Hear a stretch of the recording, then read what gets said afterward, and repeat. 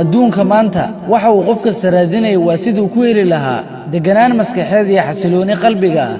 in badan wixii ay rabeen sannado ka hor way heleen, haddana kuma qanacsana. weli waxaa ku furan buuq, waxay dareemayaan kadeed, waxaa ku badan hilmaanka, waxaa ku jira degdeg badan, waxaa haya nasasho la'aan iyo qaar kaloo badan. maxay waxaani u dhacayaan? ma noloshaa sidaa ah? maya, xaqiiqdii noloshu way fududahay, laakiin annagaa isku adkaynaa. kolkaan ka daba cararna waxaan farxad inoo keenaynin marnaba.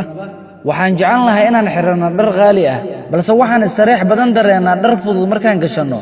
waxaan jeclan lahay inaan hotel 5 star aan la fariisanno dadka dabaqadda sare ah, laakiin waxay farxadda dhabta ah ku jirtaa markaan annagay saaxiibbadeen aan isku raacno masjidka.